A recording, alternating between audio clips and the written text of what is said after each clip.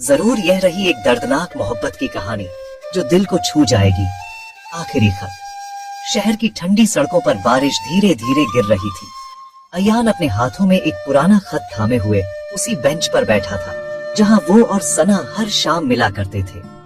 सना, वो लड़की जो उसकी जिंदगी की सबसे खूबसूरत मुस्कान थी। अगर पेन दे दूं तो नंबर भी दोगी? पहले इम्तिहान पास करो फिर देखेंगे। धीरे धीरे मजाक दोस्ती में और दोस्ती मोहब्बत में बदल गई। वो दोनों एक दूसरे के लिए सब कुछ थे। सना की हंसी अयान की सुबह बन गई थी और अयान की बातें सना की रातों की दुआएं। लेकिन जिंदगी को शायद खुशियों से नफरत थी। सना को एक दिन अचानक बेहोशी हुई।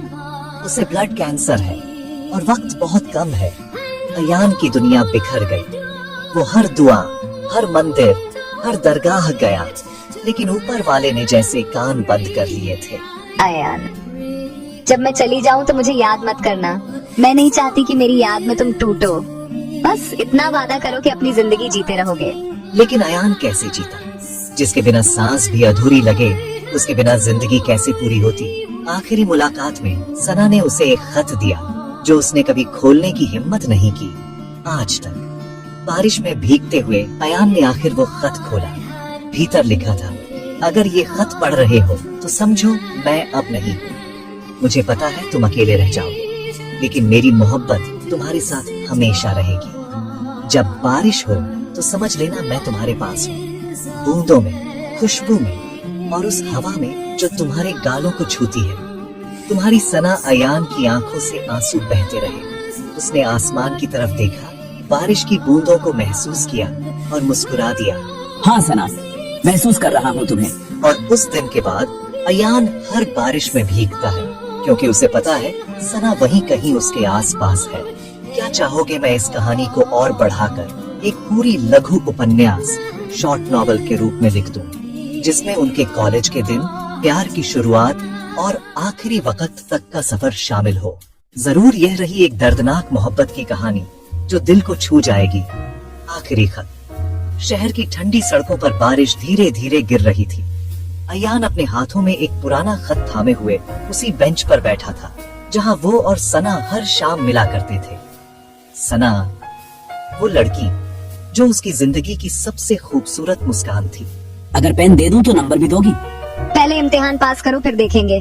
धीरे धीरे मजाक दोस्ती में और दोस्ती मोहब्बत में बदल गई। वो दोनों एक दूसरे के लिए सब कुछ थे। सना की हंसी अयान की सुबह बन गई थी और अयान की बातें सना की रातों की दुआएं। लेकिन जिंदगी को शायद खुशियों से नफरत थी। सना को एक दिन अचानक बेहोशी हुई। डॉक्टर ने कहा उसे ब्लड कैंसर है और वक्त बहुत कम है। अयान की दुनिया बिखर गई। वो हर दुआ, हर मंदिर, हर दरगाह गया, लेकिन ऊपर वाले ने जैसे कान बंद कर लिए थे। अयान, जब मैं चली जाऊं तो मुझे याद मत करना। मैं नहीं चाहती कि मेरी याद में तुम टूटो। बस इतना वादा करो कि अपनी जिंदगी जीते रहोगे। लेकिन अयान कैसे जीता? जिसके बिना सांस भी अधूरी लगे, उसके बिना जिंदगी कैसे पूरी होती? आखिरी मुलाकात में सना ने उसे एक खत दिया जो उसने कभी खोलने की हिम्मत नहीं की आज तक। बारिश में भीगते हुए अयान ने आखिर वो खत खोला। भीतर लिखा था, अगर ये खत पढ़ रहे हो तो समझो मैं अब नहीं हूँ। मुझे पता है तुम अकेले रह जाओगे, लेकिन मेरी मोहब्बत तुम्हारे साथ हमेशा रहेगी। जब बारिश हो तो समझ लेना मैं तुम्हारे पास हूँ, बूंदों में, खुशबू में और उस हवा में जो तुम्हारे गालों को छूती है। तुम्हारी सना। अयान की आंखों से आंसू बहते रहे। उसने आसमान की तरफ देखा, बारिश की बूंदों को महसूस किया और मुस्कुरा दिया। हाँ सना, महसूस कर रहा हूँ तुम्हें। और उस दिन के बाद अयान हर बारिश में भीगता है, क्योंकि उसे पता है सना वहीं कहीं उसके आसपास है।